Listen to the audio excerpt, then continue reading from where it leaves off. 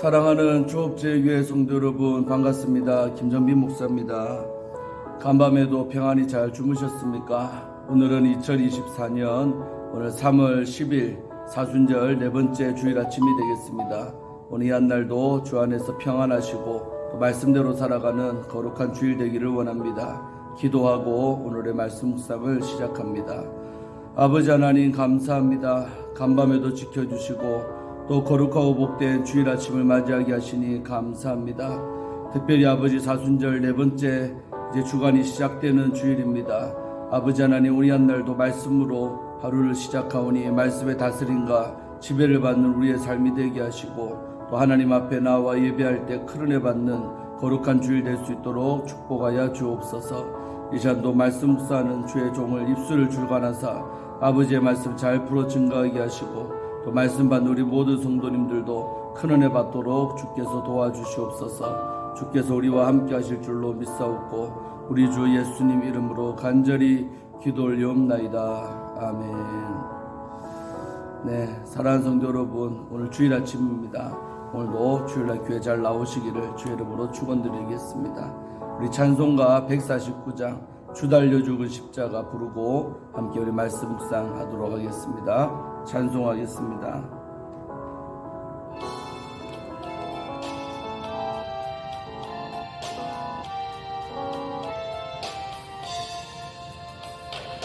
주 달려 죽은 십자가 우리가 생각할 때에 세상의 소한 욕심을 헛된 줄 알고 버리네. 죽으신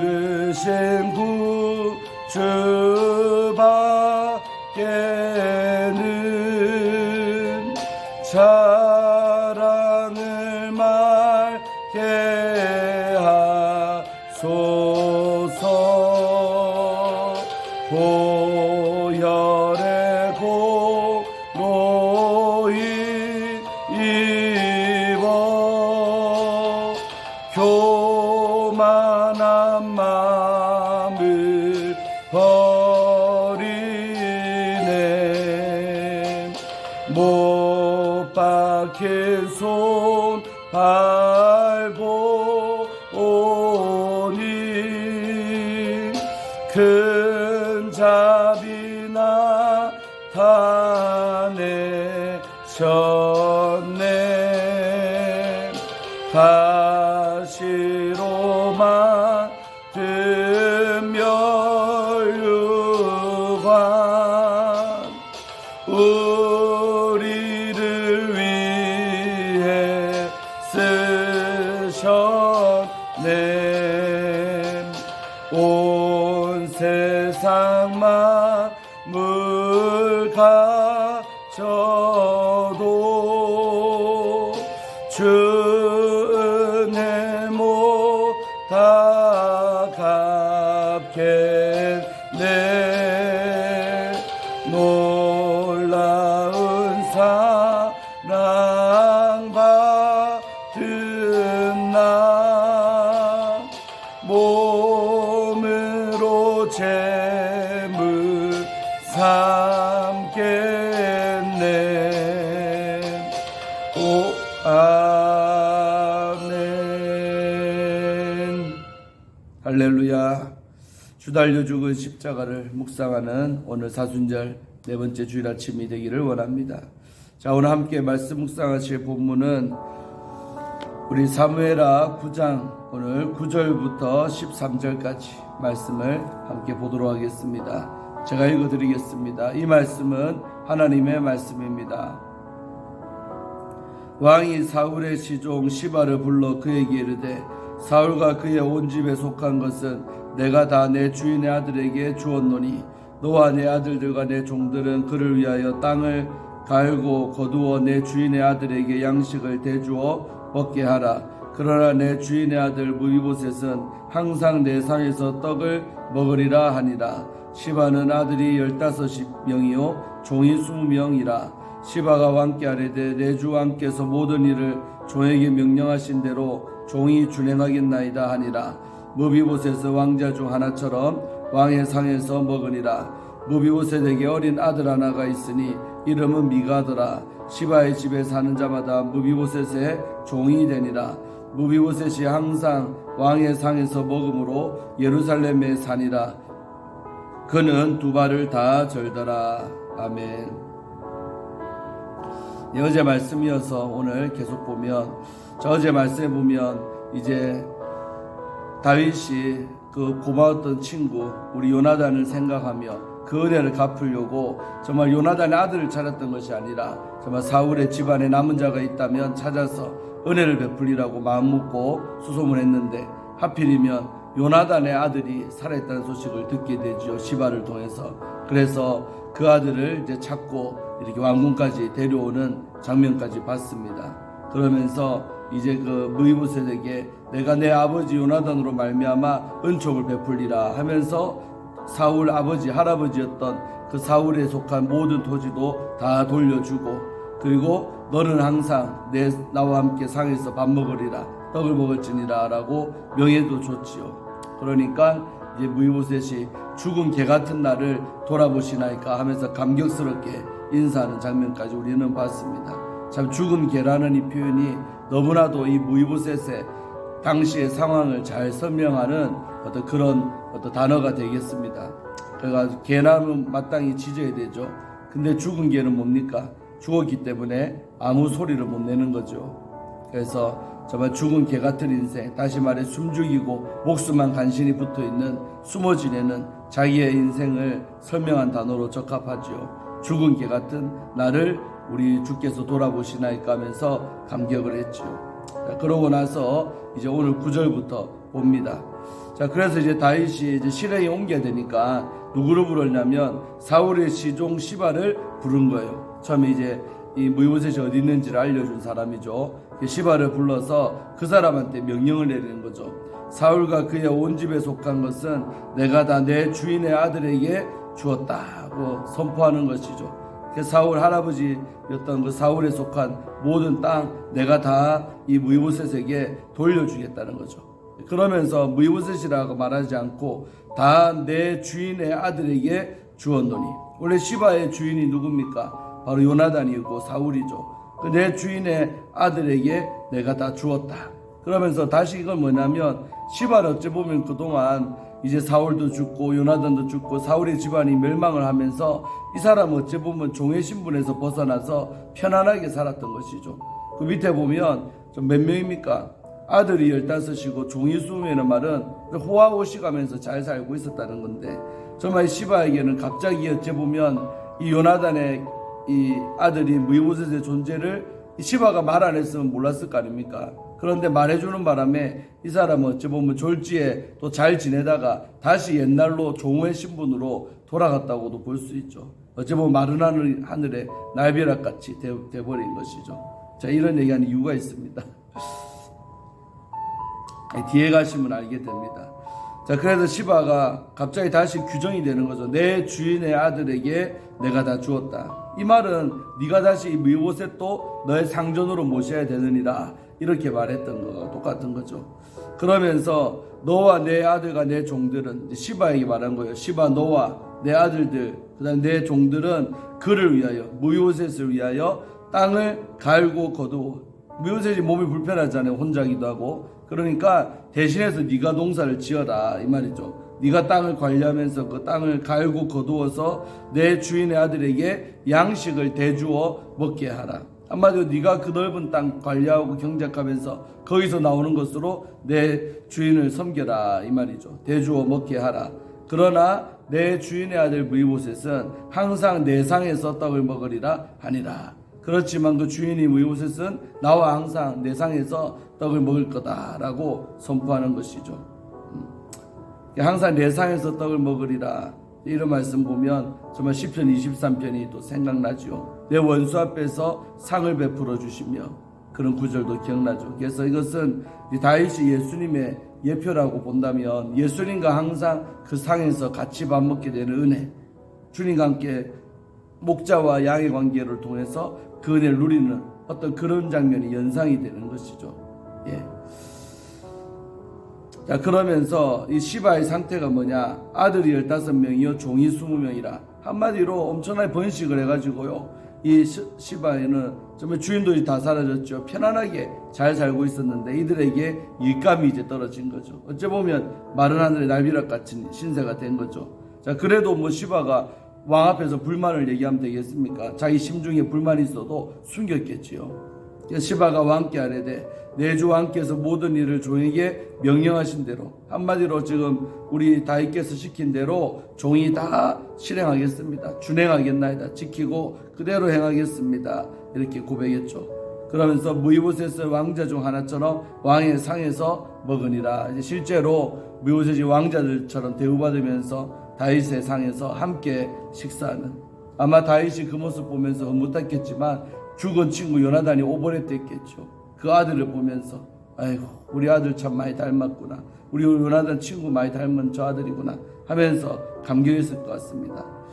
자, 그런데 이제 12절에 보면 무이보셋에게 어떻게 이제 결혼을 했는지는 우리는 알 수 없죠. 장애인이기도 하고 참 처량한 신세인데 어쨌든 무이보셋에게 어린 아들 하나가 있대요. 그 말은 결혼했다는 말이죠. 여자가 있다는 말 아니겠습니까? 그 아들의 이름은 미가더라. 시바의 집에서 사는 자마다 무이보셋의 종이 되니라. 시바의 집에 사는 자마다 자동으로 무이보셋의 종이 되었다는 것이죠. 자, 오늘 이 미가라는 아들의 입장에서 생각해보면 이 아들은 얼마나 또 인생 역전 아니겠습니까? 자기 아버지가 장애인이고 또 멸망한 집안의 아버지인 걸 아니까 어디 가나 소름을 당하고 제대로 자기 신분도 밝히지 못하고 불쌍해 살았던 이 미가라는 아들이 있는 거죠. 근데 이 아들도 졸지에 아버지가 왕궁으로 가면서 갑자기 재산이 생기죠. 종들이 생기죠. 명예를 얻었죠. 그러면서 이 아들도 덤으로 자기 아버지인 무이보셋과 같이 인생이 역전되는 것이죠. 이런 장면 볼 때 참 우리 부모 잘 만나야 되는 것이죠. 그래서 우리가 또 이런 걸 볼 때 왜 말하냐면, 그런 결론은 뭐냐면 부모가 결국 은혜를 입고 하나님의 복을 받으면 자녀들은 자동으로 그 혜택을 누린다는 것이죠. 오늘 미가가 뭐 한 게 뭐가 있겠습니까? 그 아버지인 무이보셋도 한 게 없지만 그 요나단으로 말미암아 어찌 보면 두 대죠. 지금 요나단 때문에 그 직계 아들인 무이보셋, 또 그 무이보셋의 아들인 미가까지도 엄청난 인생 역전을 경험하면서 은혜를 입고 혜택을 입는 걸 봅니다. 그래서 우리가 집안에 한 사람만 정말 예수 잘 믿고 아버지 앞에 신실하게 서면 그 사람으로 말미암아 후손들이 복을 받게 된다는 것이죠. 때로는 그런 가문들 많습니다. 그 사람들 믿음 볼 때는 별로 복 받을 것처럼 보이지 않는데 이상하게 잘 되고 형통하고 하는 일마다 잘 돼요. 그것은 좋은 믿음의 위에 윗대에 보면 꼭 하나님께 헌신하고 그랬던 사람이 있다는 것이죠. 그 사람 때문에 하나님은 그 후대까지도 책임져 주시고 기억해 준다는 것입니다. 그래서 우리가 내가 나이가 많고 이제 가장 집안에서 어르신이라면 어떤 그런 막중한 책임감이 어찌 보면 또 있는 것이죠. 내가 하나님을 잘 섬기면 우리의 아들 또 그 손자들까지도 하나님께서 챙겨주고 복을 주신다는 어떤 교훈을 우리 여기서 받을 수가 있습니다. 그래서 우리 교회도 연세들이 참 많으신데 정말로 집안의 가장 어르신들 아니겠습니까? 그 거룩한 책임감을 갖고 하나님 앞에 복을 받으면 정말 자식들까지도 후손들까지도 대대를 이어서 잘 되는 집안이 될 줄로 믿습니다. 그런 거룩한 책임감이 있으시기를 기도드립니다. 그리고 13절 마지막 절, 무이보셋이 항상 왕의 상에서 먹음으로 예루살렘에 사니라. 그의 두 발은 다 절더라.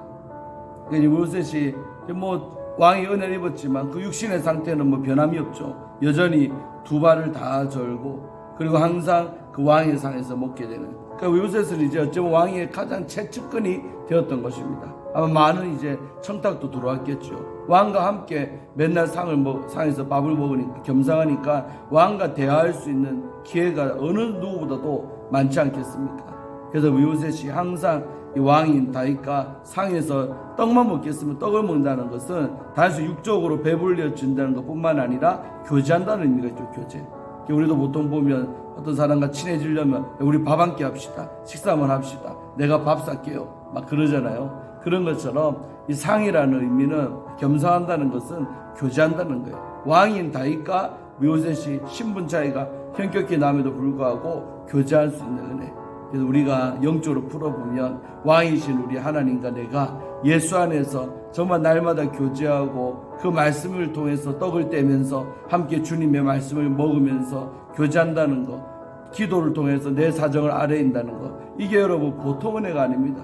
우리에게 주신 가장 큰 어쩌면 은혜는 하나님과 내가 아무런 벽이 없이 스스럼 없이 대화 나누고 말씀을 받고 이런 교제의 상태에 이른다는 것, 하나님과 내가 영적으로 소통한다는 것 자체가 엄청난 축복입니다. 오늘 므보셋이 다윗의 왕상에서 식사하듯이 우리가 날마다 주님을 만나고 이렇게 아침마다 또 말씀을 통해 은혜 받고 또 기도도 하고 이 자체가 오늘 므보셋처럼 영적으로 은혜 입은 것입니다.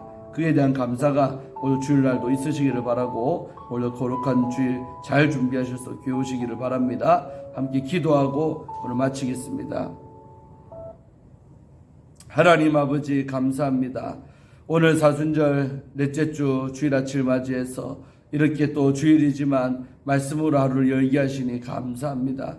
오늘 므보셋이 한 것 아무것도 없습니다. 그러나 그 아버지 요나단이 다윗에게 은혜를 베품으로 말미암아 먼 훗날에 이렇게 므보셋이 그 은혜를 입고 또 므보셋의 아들인 미가가 그 할아버지의 은혜를 입는 장면을 우리가 볼 때에 얼마나 영적으로 큰 교훈을 얻는지 모르겠습니다.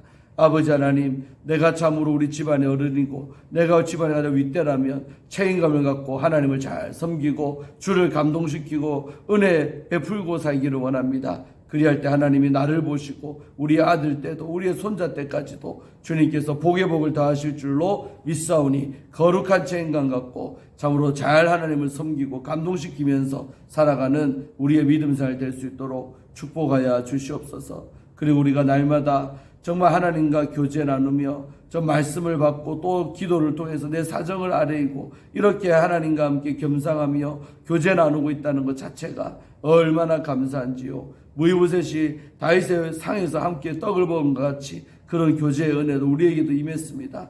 여기에 대한 우리가 깊은 감사가 얼마나 있었는지요. 우리 자신을 돌아보게 하셔서 하나님과 날마다 교제 나누고 우리가 교제케 하신 그 하나님을 찬양할 수 있다는 이 자체가 얼마나 감사한지 모르겠습니다.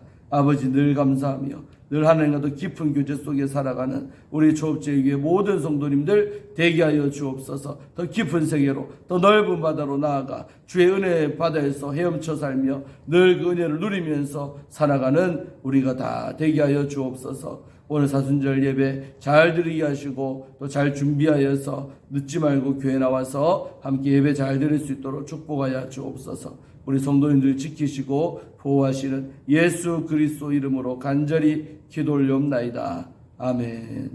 사랑하는 성도 여러분, 잘 준비하셔서 오시기를 바랍니다. 이따 뵙겠습니다. 샬롬.